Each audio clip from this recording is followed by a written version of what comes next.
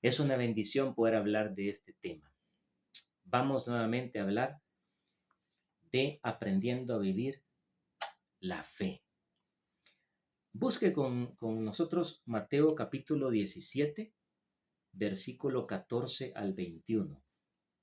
Y ese va a ser nuestro texto base de esta mañana, junto con Lucas 14, 25 al 26. No sé si le va a gustar la palabra de esta mañana, espero que sí, porque es una palabra fuerte de exhortación. Aquí en esta serie que va a llevar varios meses aprendiendo a vivir la fe y que vamos a analizar Hebreos 11 en su momento, verso por verso, vamos a hablar de todo, hermanos. Pero la palabra de Dios, el bisturí de Dios, como dijo alguien una vez, es un bálsamo, porque arranca los tumores, arranca la incredulidad y transforma las almas. Mateo 17, capítulo 14 al 21. Se lo voy a leer yo porque quiero leerlo en el lenguaje sencillo. Oiga esta palabra, es un evento lindísimo. Jesús sana a un joven. Jesús sana a un joven. Cuando llegaron a donde estaba la gente, un hombre se acercó a Jesús, se arrodilló ante él y le dijo: Señor, ten compasión de mi hijo, ayúdalo. Mire que el súplica de un padre, hermanos, cualquiera que es padre o madre, si ve a su hijo atormentado o a su hija y tiene acceso a que Jesús va pasando por ahí, ¿le pediría ayuda a usted al Señor? Sobre todo si es algo incurable o algo difícil. ¿Cuántas veces hemos orado por nuestros hijos cuando estaban niños, cuando estaban pequeños? Así es. El día de ayer, un pequeño paréntesis, yo iba a comprar una comidita por aquí cerca y una señora tortillera, una chera, ¿verdad? Tenía un niño así como de 5 años y le dice: anda, pues anda a comprar el fresco. Y el niño se atraviesa una calle donde hay una pluma de entrada y de salida de vehículos. En el momento que ella le dice así, porque el niño estaba jugando en la esquina, mientras ella echaba tortillas, pero en el momento en que el niño agarró para allá, no sé, algo como que me dijo, bla, volví a ver y comencé a orar en el momentito: guárdalo, protégelo, Señor, ayúdalo. No, no pasó nada, gracias a Dios, pero oré por él, porque hoy la gente anda como loca, hermanos. La gente anda manejando y viendo el celular, ¿verdad? La gente va con prisa, todo eso, foque. Ya ve cómo andan las motos en el tráfico, ¿verdad? Entonces yo dije, si sale un carro, la pluma está abierta, si sale un carro y un tipo sale preciso, o viendo el celular y viendo la calle, el niño pequeño, ya un niño pequeñito, que camina, pero unos 5 años máximo, hasta el capó lo puede tapar, pues la visibilidad, y se lo pasa llevando. Entonces llegó a la otra esquina y yo no pude soportar eso y le dije, mire, le dije, tiene que tener más cuidado con su hijo. Le dije. Usted no sabe cómo es el tráfico, peor el del sábado a mediodía. Tenga cuidado con el niño, no debería de atravesarse la calle solo, ahí es una salida de carros. Sí, sí, me dijo, aquí estamos pendientes, me dijo, echando pupusitas. Bueno, pero hay que orar, y hasta por los que no son nuestros hijos o familiares. Dios quiere que oremos por este mundo y por la gente que está abatida, angustiada, en un hospital, en la cárcel, por los que andan en motos, en las calles, por los aviones, por los barcos. Tu intercesión tiene que abarcar todo tipo de personas. Amén. Hay que orar por una juventud que se pierde. Entonces este hombre le dice: Señor, ten compasión de mi hijo, ayúdalo, está muy enfermo. Él lo veía enfermo y sufre de ataques. Oiga, ¿cuáles ataques? Dice el padre, muchas veces cuando le da un ataque, cae donde hay fuego o donde hay agua. Alguien lo quiere ahogar o quemar o matar. ¿Quién es el que vino a matar, a robar y a destruir en la humanidad? El enemigo. Muchas veces cuando le da un ataque, Satanás cae al fuego o al agua. Hay una fuerza que lo domina y lo hace tener un ataque como epiléptico, hermanos, y lo lleva al fuego o al agua. Y lo he traído para que tus discípulos lo sanaran, pero no pudieron hacerlo. Oiga la respuesta, estamos todos ahí, ¿verdad? Mateo 17:17. Amén. Ustedes, le dice Jesús, le dice a sus discípulos, ustedes están confundidos y no confían en el poder de Dios. ¿Acaso no pueden hacer nada sin mí? ¿Qué dice la Reina Valera? ¿Alguien me lo lee solo el 17? Mateo 17:17. El primero que lo tenga ahí. ¿Qué dice? Solo uno. Dice, respondiendo Jesús dijo, oh generación incrédula y perversa, ¿hasta cuándo he de estar con vosotros? ¿Hasta cuándo os he de soportar? Traédmelo acá. Amén. Mire, hermano, aquí vamos a analizar todo, un poco de todo, y esta palabra va a ser muy fuerte para nosotros y para todos los que la oigan por internet o por el YouTube. Oh, generación incrédula y perversa. ¿Se lo está diciendo a quiénes? ¿A los inconversos? No, se lo está diciendo a sus discípulos. Ustedes son unos incrédulos y unos perversos. Miren, aquí en esta versión dice, ustedes viven confundidos y no confían todavía en mi poder. ¿Acaso no pueden hacer nada sin mí? Eso es como cuando usted ya le enseñó a su hijo a guardar el ketchup, a guardar las cosas en la refri, a levantar el plato de la mesa, a que los zapatos, a que, qué sé yo, usted ya le enseñó algo. Entonces usted no puede vivir toda la vida haciéndoselo, ¿verdad? Llega una edad en que uno como persona o como hijo debe ejecutar las cosas, debe hacerlas, ¿verdad? Porque se va madurando, se va aprendiendo. Pero estos discípulos es como aquel niño que depende siempre de su padre o de su madre. Poneme los calcetines, guardame los zapatos, colgame la toalla, guardame esto en la refri. ¿Y cuándo lo vas a hacer vos? En ese tono, Jesús. Uh-huh. Uno al principio es un modelo y es alguien que debe estar dispuesto a servir. Pero del servicio y de la amabilidad nos podemos pasar a la inutilidad, a hacer inútil a alguien, ¿verdad? A hacerlo un bebé, un niño por toda la vida, que no se vale por sí mismo para las cosas esenciales. Una persona consentida, una persona protegida, una persona que se va a conmiserar quizás o que no va a tener pues aquel desenvolvimiento natural o normal de hacer las cosas. Entonces, en ese tono, hermanos, Jesús les dice, hey, ya estuve buen rato con ustedes, ya les di mi poder, ya ustedes vieron y oyeron y ya fueron a orar por otros enfermos. ¿Qué pasa? Ustedes no confían en mí, todavía son incrédulos. Mis discípulos y perversos, ¿acaso no pueden hacer nada sin que yo lo resuelva? O sea que Jesucristo, hermanos, esperaba que ellos sanaran esa situación de ese muchacho, ¿verdad? Esa necesidad de ese padre de familia. Jesús esperaba que ellos sanaran eso. ¿Sí o no? Porque si no, no les hubiera dicho así. Si no, no les hubiera dicho eso. Ok, analice. Tráiganme al muchacho, dice Jesús. Mire qué tremendo el poder de Jesucristo. Verso 18. Jesús reprendió al demonio. O sea que no era una enfermedad, no era epilepsia, no era desmayo, una gran gripe. No, no, no. Jesús sabe el origen de todo. Eso es lo bonito de Jesús, que Él sabe el origen de todo. Esto es espiritual, dijo Jesús. Este es el diablo que lo tiene atado desde hace ratos y lo quiere matar al muchacho. Entonces Jesús reprende al demonio que estaba en el muchacho y lo obliga a salir de él, dice aquí. El muchacho quedó sano y en su juicio.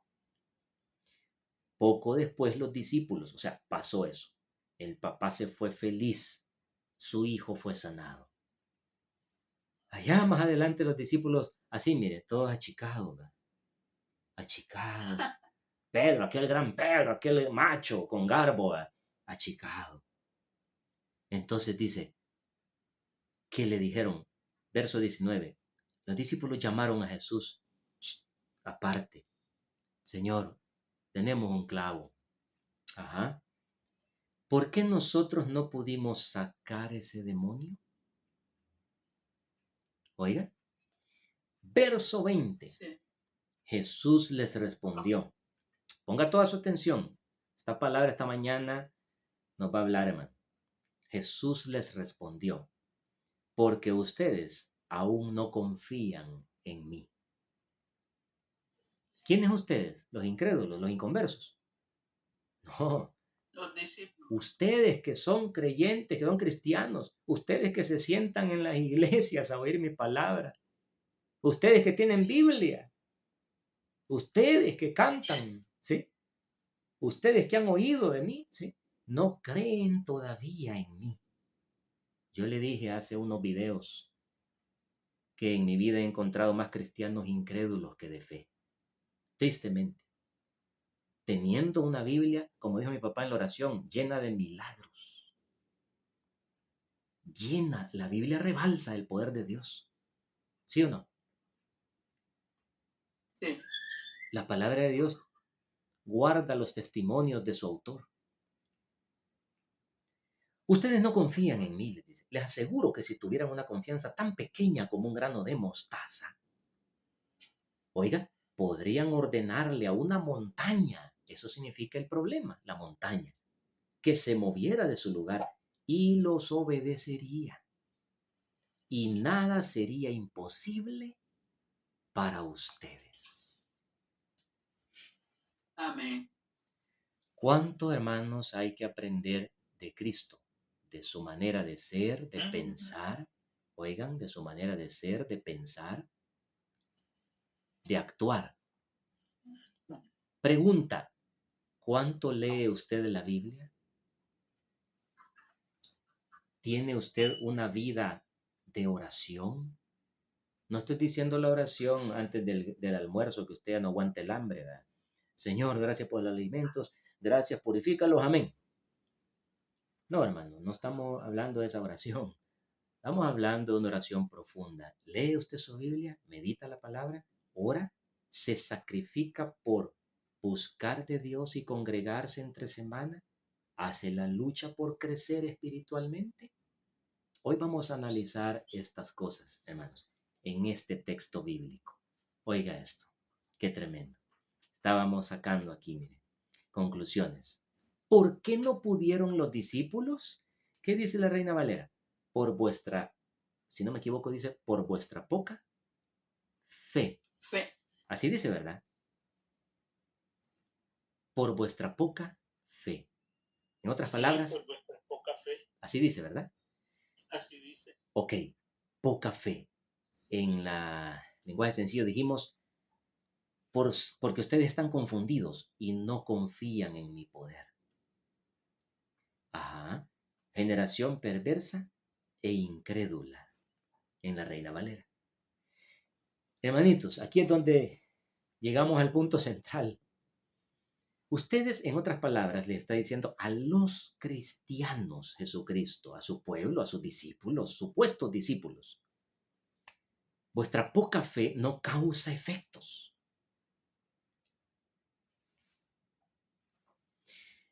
Ustedes viven, aquí vamos a ponerle una lupa a la frase por vuestra poca fe. Y la vamos a amplificar. Y yo encontré estas cosas. Jesús, en otras palabras, lo que está diciendo es, ustedes viven su vida con sus propias fuerzas, con sus propios cálculos, con sus propios trabajos, con el Dios, la provisión financiera de Dios es del tamaño de tu salario y de tu cheque. Mira, ¿y crees que Dios puede proveerte? No, porque yo gano tanto. Pues sí, pero ¿crees que puedes ir a tal viaje? Le dicen uno, pues no, porque no me alcanza. Mira, pero necesitas 4 llantas para el carro. Sí, pero O sea, todo es como que si Dios fuera el tamaño de lo que usted gana, o yo. Cuando en realidad Dios puede trascender. Un ejemplo estoy dando, tu salario. O sea, el Dios que hace la lluvia, el Dios que hace los rayos, el Dios que le da de comer a todos los millones de aves en el planeta, ¿no puede darte una bendición más grande que tu salario?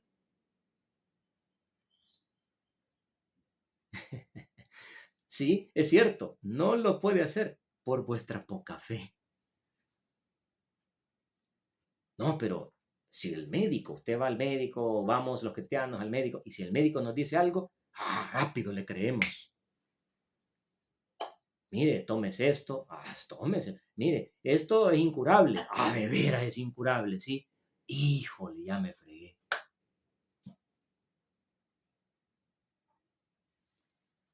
¿Quién te ha dicho que es incurable? ¿Tiene Dios poder sobre lo incurable? Sí, amén. Entonces, poca fe es que vivimos con nuestra lógica, con nuestros razonamientos, siempre razonando todo lo de Dios. Por cierto, la mente humana es natural, es carnal, pertenece a la carnalidad del ser humano, la mente, porque es la mente humano natural. La otra mente es la mente de Cristo. Ese es otro rollo. La mente de Cristo, ese es otro nivel, otra fuerza. Entonces Jesús lo que está diciendo es, mi pueblo vive con sus fuerzas, con su mentalidad carnal. Mi pueblo no tiene vida de oración. Su vida de oración es tan pobre y tan mínima que no tiene poder para ayudar a otros. Hay poca pasión por las cosas de Cristo en este tiempo. La gente se mata, hermanos, por la comida, por un partido, por qué sé yo, hermanos, por el carro último modelo. La gente tiene pasión por otras cosas terrenales, pero las cosas de Cristo no le apasionan. Estamos hablando de los cristianos. Poca pasión por las cosas del reino. Hay muchos ídolos en el corazón de ustedes todavía. Eso significa poca fe. O sea, ustedes no creen en mí porque hay mucha idolatría. ¿Qué significa eso? Hay otras personas y cosas que ocupan mi lugar en tu corazón, que estorban que yo sea lo primero en tu vida. Eso produce poca fuerza. Acordémonos qué es fe. ¿Se acuerdan qué es fe? Y hace poco dijimos, ¿qué es fe? Fe es creerle a Dios. Fe es comunión. Fe tiene que ver con paciencia, ¿verdad? Fe es pasión también. Eso es fe. Entonces, vuestra poca fe significa también un compromiso muy débil en lo espiritual. Un caminar tibio y sin compromiso, sin firmeza, por vuestra falta de firmeza, de oración, por vuestra tibieza espiritual, por vuestra idolatría. Eso significa todo lo que Jesús les está diciendo. Ustedes están todavía en incredulidad y por vuestra poca fe no pueden ayudar a gente que tiene problemas fuertes. Un demonio, hermanos, en un cristiano que tenga fuerza, fe, vida de oración, compromiso, obediencia, un demonio no debería ser un obstáculo. Ellos no deberían, en este caso, haber ido a Jesús. Se fija, Jesús les dijo, ¿por qué no lo pudieron hacer ustedes? ¿Hasta cuándo voy a recogerles el vaso de la mesa? ¿Hasta cuándo les voy a poner los calcetines yo? Debieron haberlo logrado ustedes. Es más, solo Pedro podría haberlo logrado. Y estaban los 11 quizás, o los 12. Ya entre 12 podrían haber hecho eso, hombre. Uniendo los 12 tizones. Porque donde hay oración entre dos o tres o más, hay fuerza, hermano. Pero entre los 12 ahí, en el nombre de Jesús y que no sé qué, no pudieron. Póngale coco. Cristianos que no lo dan todo son débiles. cristianos que no lo dan todo para Dios tienen poca fuerza o ninguna para ayudar a otros, para llevar consuelo, para llevar sanidad, para llevar libertad, para darle ánimo, para darle esperanza a alguien, para transferirle en una oración fuerza espiritual. Cristianos que no oran son débiles. Personas que miden los minutos con Cristo. Apúrense que yo tengo prisa. Sí, pero para el Netflix, ¿verdad? Puede pasar horas. Para el cine, no dice ya me voy a media película. Esta película muy larga, me dura 2 horas y media. Yo 1 hora voy a ver y me voy. ¿Por qué no se salen del cine? Partidos de cualquier deporte, pero el fútbol es el que más millones recoge, hermanitos. ¿Cuánto vale una entrada en un partido de este mundial? Estaba escuchando a los que les gusta el fútbol. No sé si $1,000, $2,000, no sé cuántos miles de dólares. Vale una entrada a un partido. Hombre, eso ya es una idolatría. Hombre. Si lo puede ver de otra manera, pues qué bueno. Y el deporte no es malo, hermano. Si lo malo es la idolatría. El fanatismo, ¿verdad? Que se entrega y gasta lo que sea y hasta lo que no tiene, quizás con la tarjeta con tal de ver un partido. ¿Y cuántos partidos van a ser del Mundial?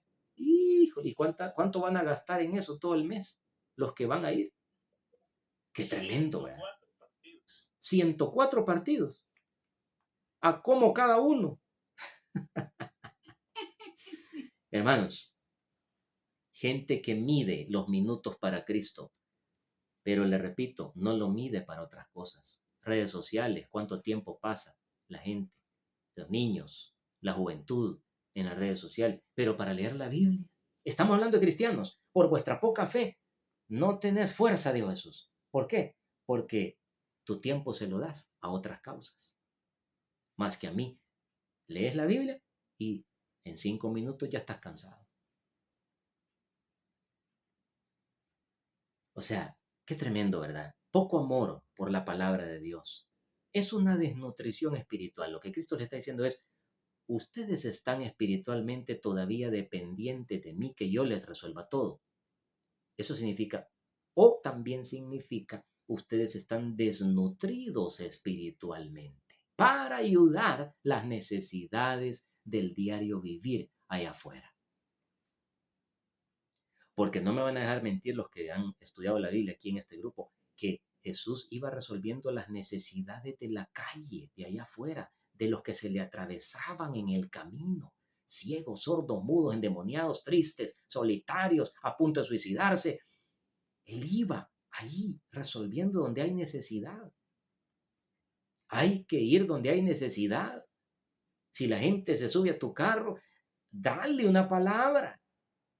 Si te encontraste en una cola sacando el DUI, hable de Jesús. Si tenés amigos, amigas, no te avergonces del evangelio. Pero como tiene poca fe, poca entrega, pasión a otras cosas, poco compromiso, poco fuego espiritual, no hablan. Los cristianos no hablan. Porque de la abundancia de tu alma habla la boca. Y si no habla es porque Dios no abunda en tu corazón. No nos engañemos. ¿Verdad? Entonces, qué tremendo, hermanos. Solo a veces también encontramos cristianos que para lo espiritual, para las cosas del reino de Dios, solo son pretextos, excusas. A la hora de sacrificar algo, ahí va el pretexto, ahí va la excusa. No contamos con ellos siempre. Yo le digo a este grupo, mire, por lo menos una exhortación. Entre puntual los domingos a las 10. Haga el esfuerzo. No se bañe si quiere. Báñese hasta la 1. Pero entre puntual a la oración. Yo de todo corazón, yo le amo y yo le digo, no se pierda lo que Dios da. No se pierda nada del culto. Solo es un tiempo en la semana. De ahí, si va a una célula, es otro tiempo. Si ora con nosotros los martes, es otro tiempo. Pero le digo que sí, aunque sumemos todo eso, quizás no llegamos ni al diezmo de las horas mensuales que debieran ser para Dios. que el diezmo sería el mínimo, ¿verdad? Esperado. ¿Me entiende? Pero a veces, cuando ya algo implica sacrificio, esfuerzo, no, pretextos, excusas de los cristianos. Los he encontrado en muchas partes a la hora del sacrificio, ¿verdad? Entonces, tengo que sacrificar algo siempre. Tengo que estar dispuesto para crecer. Tengo que sacrificar algo para crecer espiritualmente. Si Cristo lo dio todo, hermanos, nuestro Señor Jesucristo fue maltratado, escupido, fue golpeado, murió en una cruz para que nosotros sigamos viviendo como nos dé la gana. No puede ser. No puede ser. Yo le dije que había una palabra de exhortación, ¿verdad? No puede ser que vivamos igual, ¿verdad? Así que vamos a ver Lucas capítulo 14. Busquemos Lucas 14. Y alguien que no haya leído, me lee Lucas 14, por favor, del 25 al 26. Oiga, qué bonito se ven los pajaritos ahí. Lucas 14, 25, 26 y 27.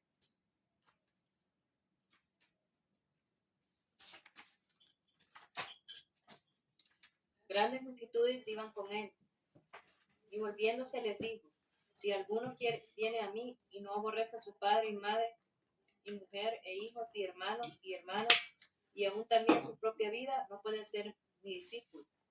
Y el que no lleva su cruz y viene en pos de mí, no puede ser mi discípulo.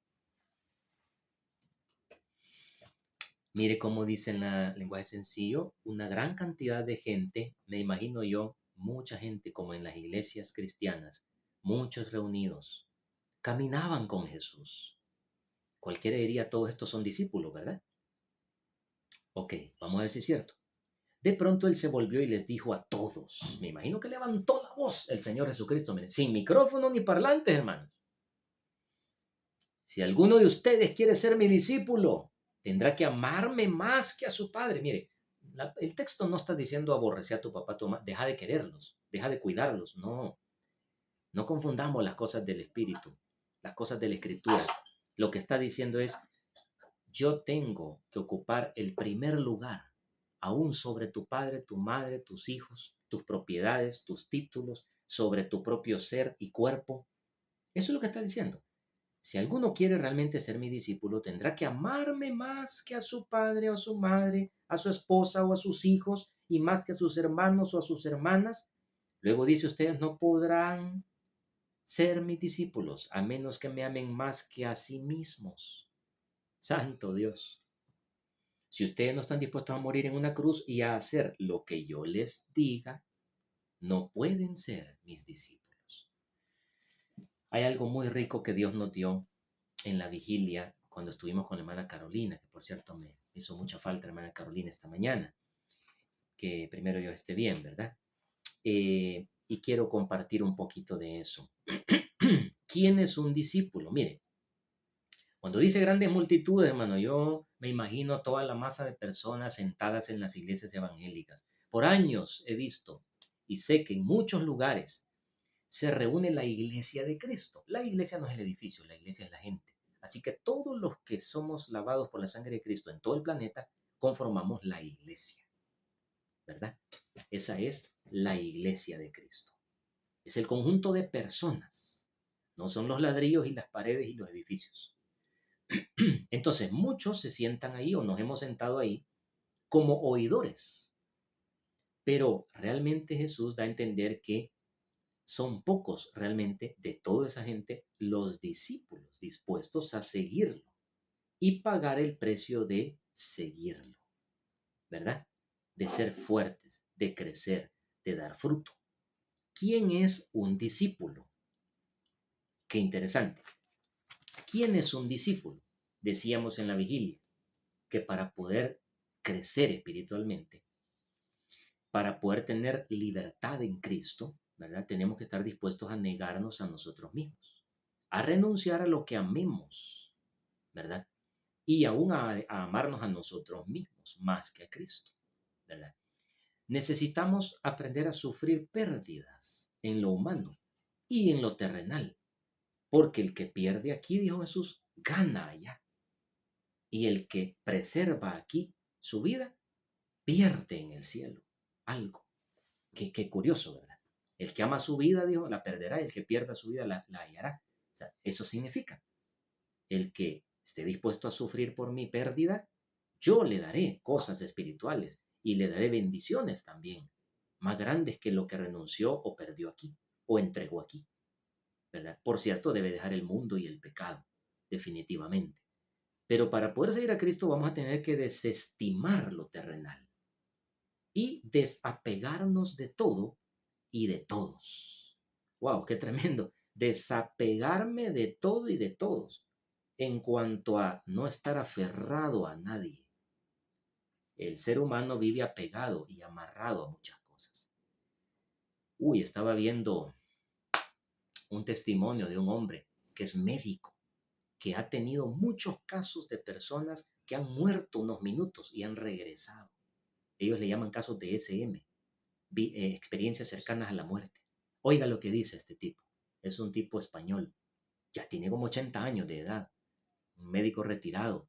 Pero le puse atención en una conferencia que escuché y dice él, casi toda la gente que ha tenido una experiencia de que se fue un ratito y vio a un familiar, vivió una experiencia angelical, vio algo fuera de este mundo y regresó, dice que se desapega de lo material, se desapega del egoísmo, tiene una perspectiva más amplia y más grande de ayuda al prójimo.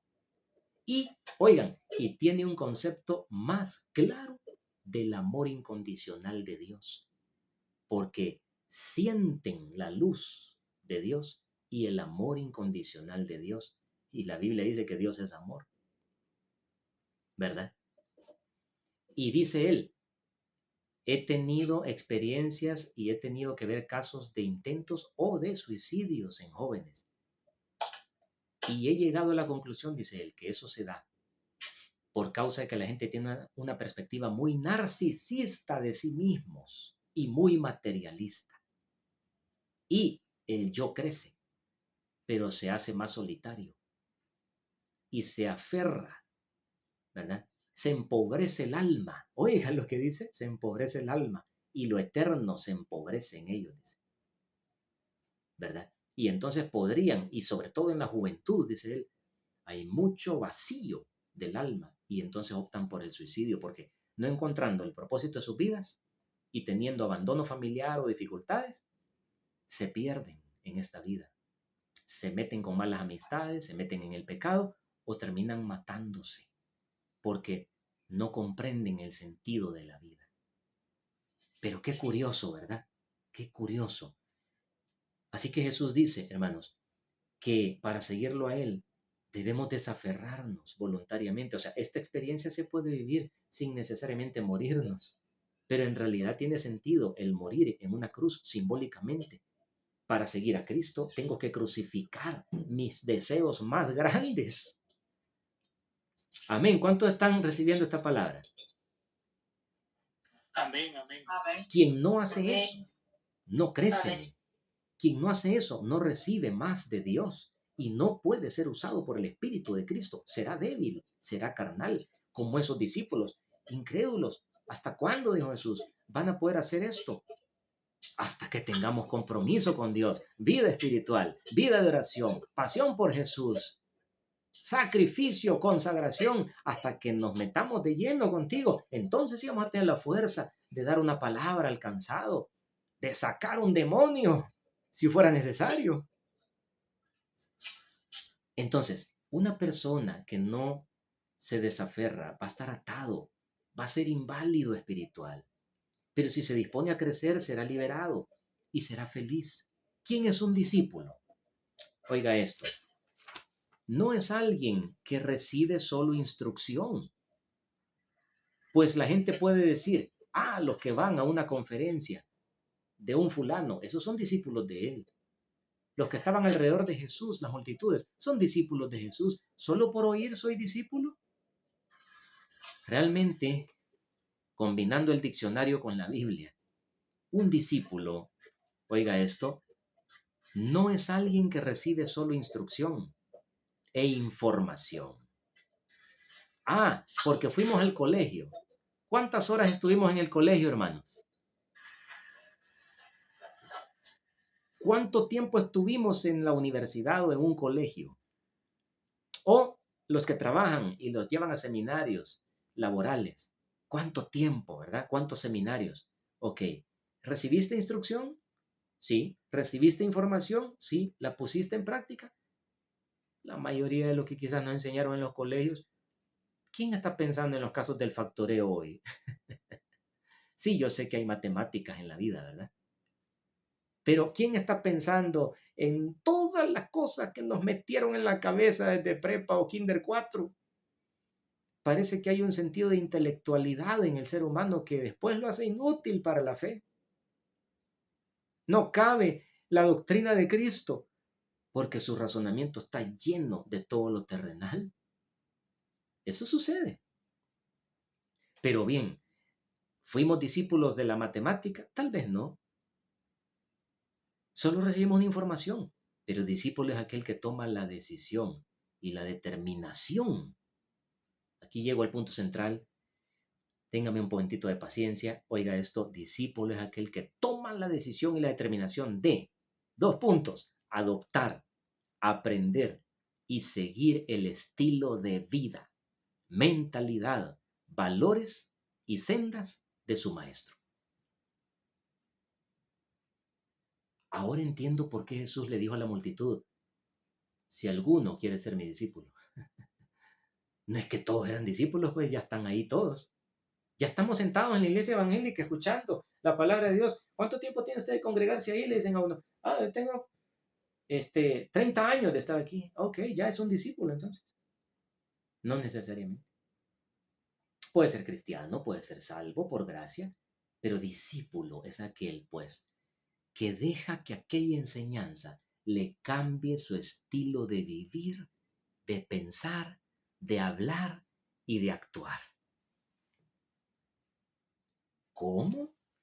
Sí, son aquellos, así como cuando dijeron, este Pedro es un discípulo de él, porque habla como su maestro.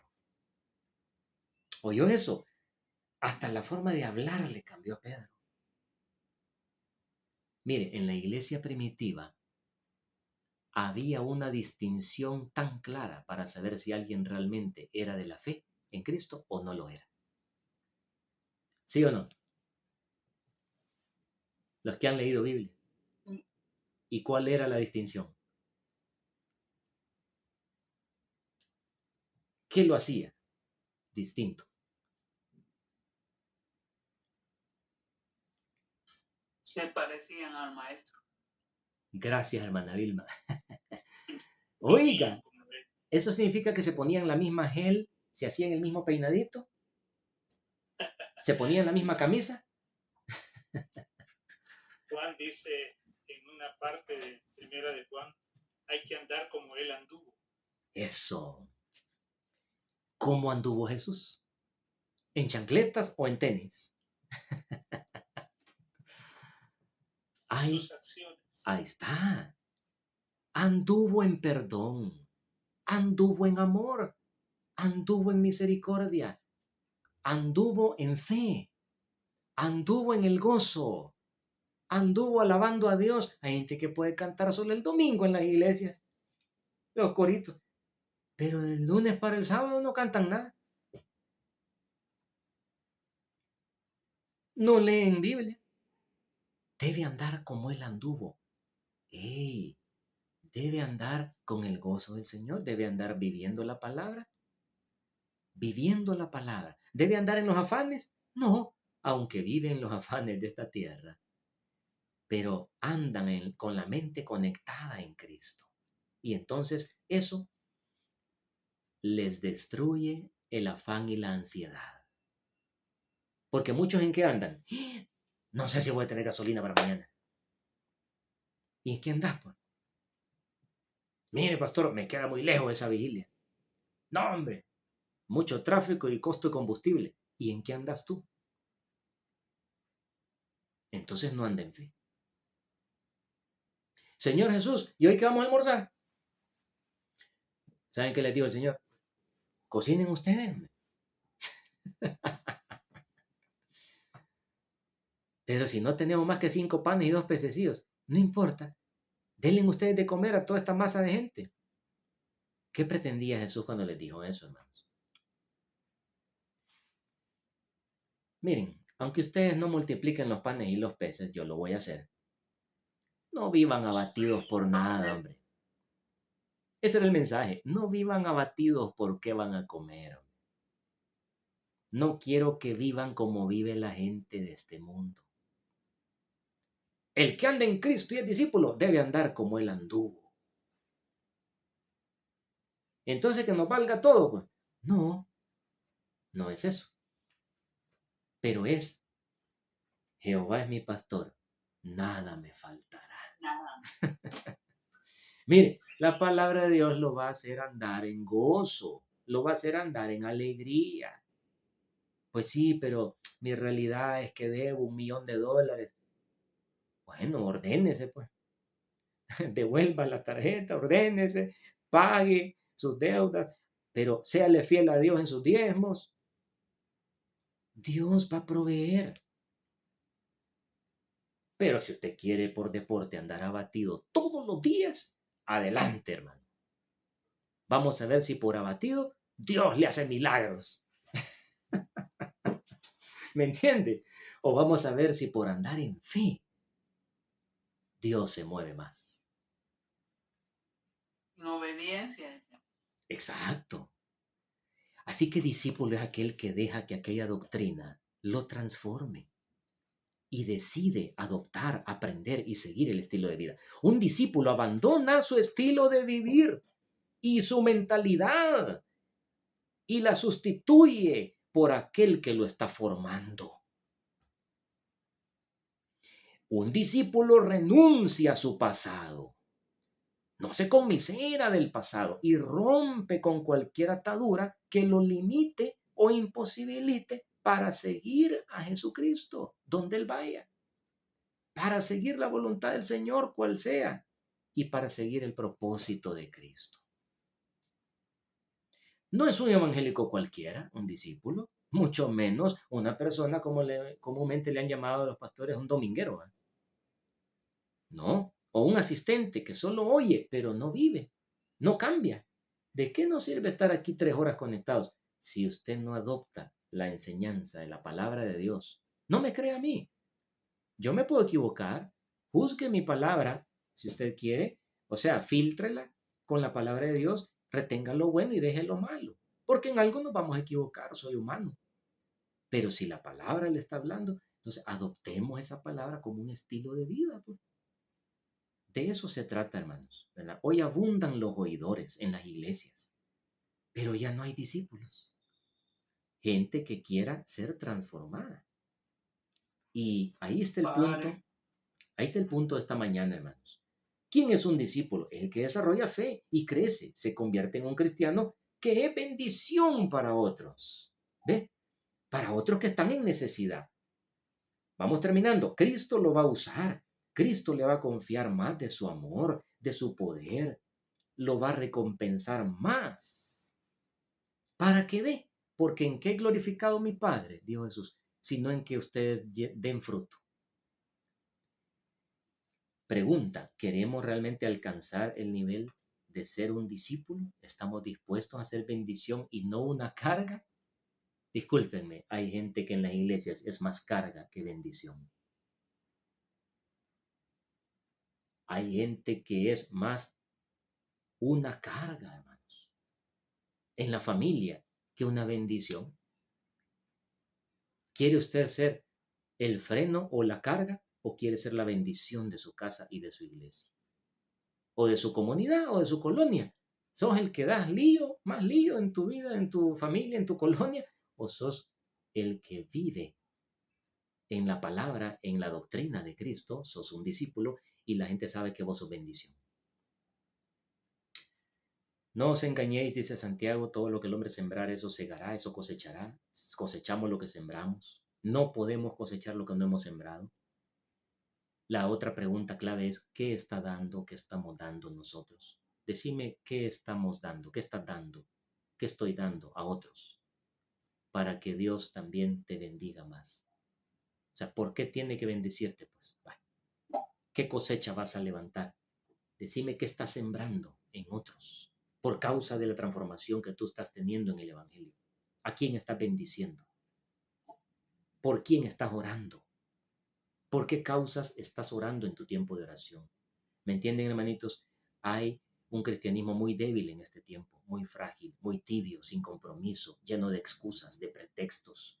Gente que no ora, gente que no lee Biblia, gente que se le pasa la semana, que puede pasar, ya les dije, 3, 4 horas en una pantalla, en un televisor, en un celular, pero no pueden pasar ni 5 minutos meditando la palabra de Dios. Y así como vamos a vencer. Viene el diablo y pega una revolcada al que no está bien parado. Así que es tremendo. Mateo capítulo 9, verso 36 al 38, y este es el último pasaje. Mateo 9, rapidito, verso 36 al 38. Palabra, exhortación nos dio el Señor esta mañana. Mateo 9, 36 al 38. Miren, oiga, la necesidad que hay en el mundo de discípulos que causen efectos en este mundo, que sufre, porque este mundo sufre, hermanos. Y nosotros somos la luz del mundo, dijo Jesús. Amén. Entonces, oiga esto. Mateo 9, 36 al 38. Jesús, al ver la gran cantidad de personas que lo seguía, oidores, ¿verdad? Jesús sintió compasión por ellos, porque vio que la gente vivía confundida y que no tenía quien le ayudara. Parecían un rebaño de ovejas sin pastor. Que no tienen pastor. ¿Qué significa no tener pastor? Mire, uno no tiene pastor por 2 razones. Una, porque realmente faltan obreros. La otra, porque soy rebelde y no me dejo pastorear por nadie. No me dejo exhortar por nadie, no me dejo corregir por nadie, no me dejo guiar por nadie. Hago lo que me da la regalada gana. Soy rebelde, ¿verdad? Como decía aquella canción, ¿se acuerdan? Muchos en la juventud lo cantaron. Soy rebelde, soy rebelde. Híjole, confesando rebeldía. Y así como. De sin campo. Ajá, entonces mucha gente no tiene pastor porque vive en rebelión. Siendo cristianos, estoy hablando de cristianos, que viven en rebelión y no se deja guiar, ni enseñar, ni pastorear, ni corregir por nadie. Nadie me tiene que decir, ni meterse en mi vida privada. Ni Dios, pues lo que está diciendo es, no quiero que Dios se meta en mi vida. Y ese es un discípulo. Dígame si ese es un discípulo. Está lejísimo de ser un discípulo. Y quizás llegue a oidor. Dice entonces, sigamos. Jesús siente compasión, pues la gente no tiene quien la guíe. Verso 37. Jesús les dijo a sus discípulos, son muchos los que necesitan conocer el reino de Dios, pero son muy pocos los discípulos para anunciarles esto. Por eso, verso 38, pídanle a mi Padre que envíe más discípulos para que compartan con la multitud las buenas nuevas. Amén. ¿Qué ven ustedes en ese pasaje? Yo veo una preocupación urgente. Es mucha la gente que no tiene paz, esperanza, consuelo, que viven empastillados para dormir, para trabajar, para la ansiedad. Hermanos, ¿sabe usted cuánta gente padece de ansiedad en este tiempo, el 2026? ¿Sabe cuánta gente está metida en los hospitales por enfermedades psicosomáticas? O sea, que no están enfermos, pero los enferma el estilo de vida. Es la ausencia de Dios, de su paz y de su palabra, y la falta de discípulos que den agua al sediento, esperanza al mundo, la que tiene al mundo enfermo en alguna manera. Yo sé que mucha gente no quiere nada con Dios, pero hay otros que sí van a querer. Y tú y yo somos la esperanza para que ellos reciban ese mensaje. Pero si no nos atrevemos ni a decir el mensaje, yo no digo que va a ser un gran predicador usted, que va a ser un evangelista, que tiene que gritar para que lo oigan. No. con una necesidad, Dios le va a dar una oportunidad y un momento a cada uno para dejar ir una semilla de la palabra de Dios, un principio, una, una bendición de Dios al que la necesita. Así que no se niegue a hacer eso en este tiempo de gran necesidad.